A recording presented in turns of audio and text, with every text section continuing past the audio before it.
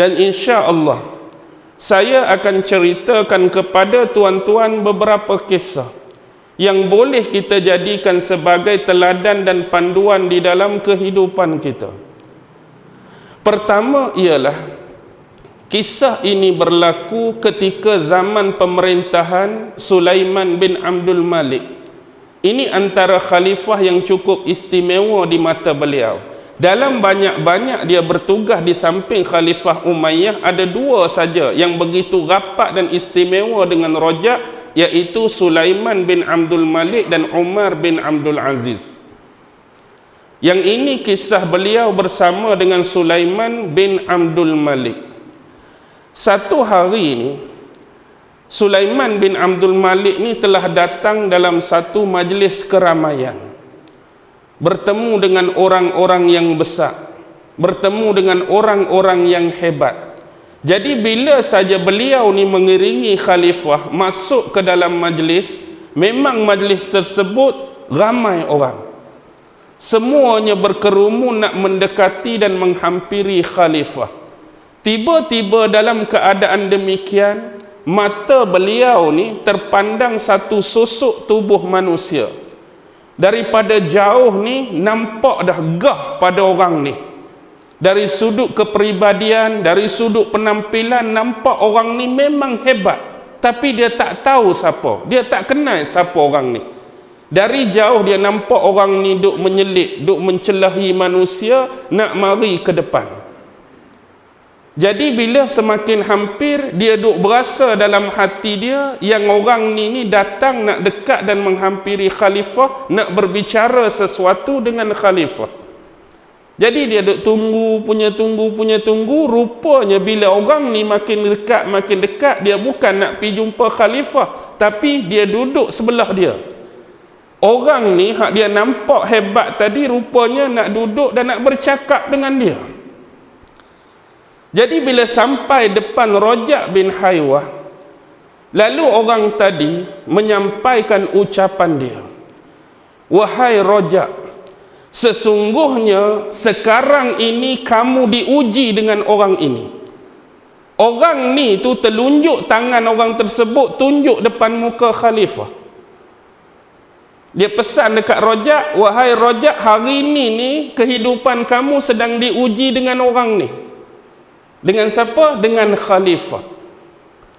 Maksudnya, sekiranya kamu memegang jawatan kamu sekarang sebagai salah seorang penguasa yang berada di bawah pemerintahan khalifah, sesungguhnya dia akan dapat memberikan kebaikan yang cukup banyak kepada kamu sekiranya kamu menjalankan tugas ini dengan amanah. Dia nak habaq kepada Rajab, tugas hak dia pegang lah ni, kalau dia pegang sungguh-sungguh, tunaikan amanah jawatan dia tu sungguh-sungguh, maka dia akan dapat kebaikan yang banyak.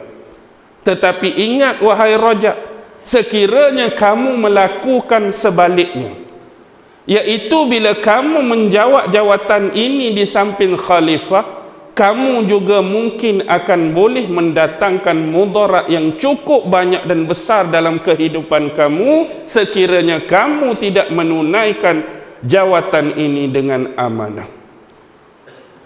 Wahai Rajab, dia menyambung ucapan dia kepada Rajab, sesungguhnya aku ingin memberitakan kepada kamu, setiap kebaikan yang kamu buat pasti akan dinilai oleh Allah, dan setiap sesuatu yang sebaliknya juga akan dinilai oleh Allah. Aku berpesan kepada kamu hari ini seolah-olah kamu adalah sebagai jambatan, orang tengah yang akan mengusulkan segala permasalahan-permasalahan rakyat untuk disampaikan kepada khalifah.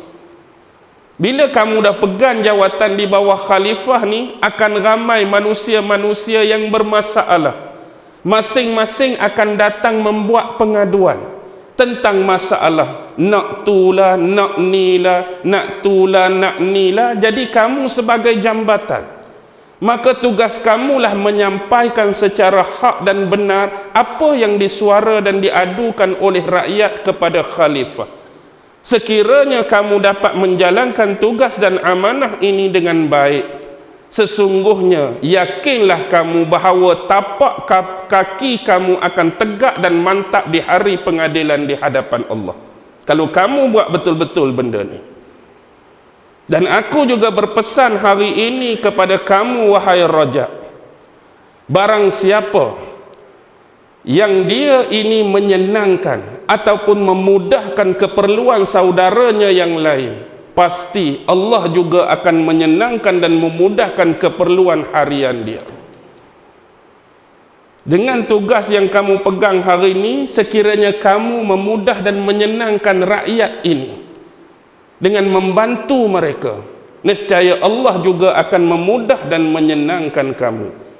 Dan tiada lain amalan yang paling disukai oleh Allah bila seorang manusia mampu untuk memberi kesenangan hati kepada saudara muslimnya yang lain.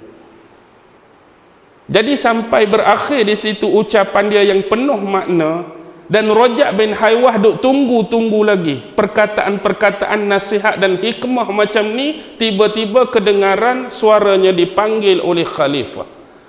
Ya Rajab bin Haywah, mari mendekati kepadaku. Lalu dia menyambut daripada perkataan khalifah, wahai Amiril Mukminin, aku sentiasa berada di sisimu. Lalu khalifah bertanyakan sesuatu soalan kepadaku dan aku menjawab soalan tu. Dalam kitab tak sebut khalifah soal apa dan dia jawab apa.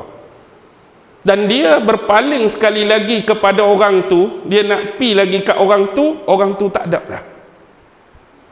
Baru sak-sak dia pi kat khalifah tanya, dia jawab, dia paling orang tu tak ada dah.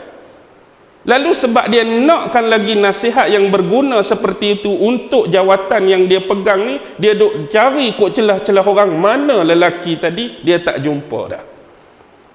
Wallahu alam lah siapa lelaki yang datang menemui beliau tadi. Tentu seseorang yang diutuskan oleh Allah untuk memberi nasihat, memberi saranan dan menegur sewaktu dia menjawab jawatan ini. Ini ketika berlaku ketika zaman pemerintahan Abdul Malik bin Marwan. Itu satu contoh.